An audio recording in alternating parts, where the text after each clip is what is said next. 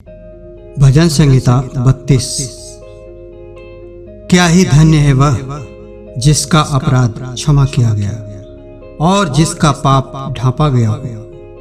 क्या ही धन्य है वह मनुष्य जिसके अधर्म का यहोवा लेखा न ले और जिसकी आत्मा में कपट न हो। जब मैं चुप रहा तब दिन भर कराहते कराहते मेरी हड्डियां पिघल गईं, क्योंकि रात दिन मैं तेरे हाथ के नीचे दबा रहा और मेरी तरावट धूप काल सी झुर्राहट बनती गई। जब मैंने अपना पाप तुझ पर प्रकट किया और अपना अधर्म न छिपाया और कहा, मैं यहोवा के सामने अपने अपराधों को मान लूंगा, तब तूने मेरे अधर्म और पाप को क्षमा कर दिया।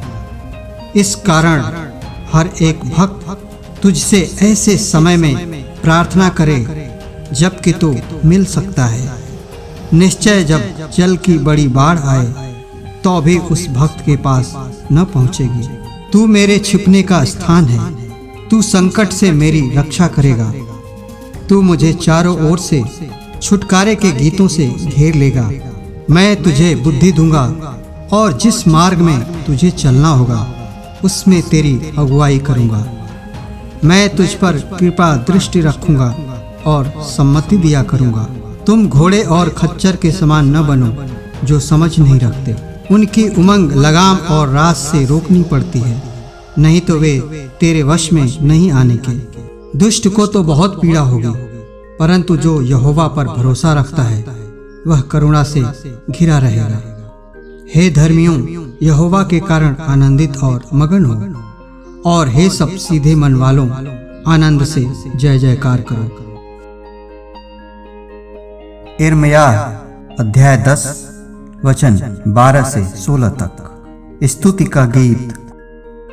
उसी ने पृथ्वी को अपनी सामर्थ्य से बनाया, उसने जगत को अपनी बुद्धि से स्थिर किया और आकाश को अपनी प्रवीणता से तान दिया है।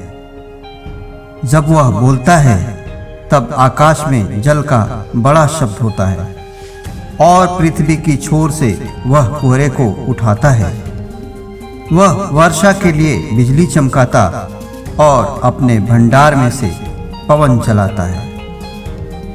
सब मनुष्य पशु सरीखे ज्ञान रहित हैं। अपनी खोदी हुई मूर्तों के कारण सब सुनारों की आशा टूटती है, क्योंकि उनकी ढाली हुई मूर्तें झूठी हैं और उनमें सांस ही नहीं है। वे व्यर्थ और ठट्ठे ही के योग्य हैं। जब उनके दंड का समय आएगा तब वे नष्ट हो जाएंगे, परंतु याकूब का निज भाग उनके समान नहीं, क्योंकि वह तो सबका सृजनहार है और इज़राइल उसके निज भाग का गोत्र है। सेनाओं का यहोवा उसका नाम है।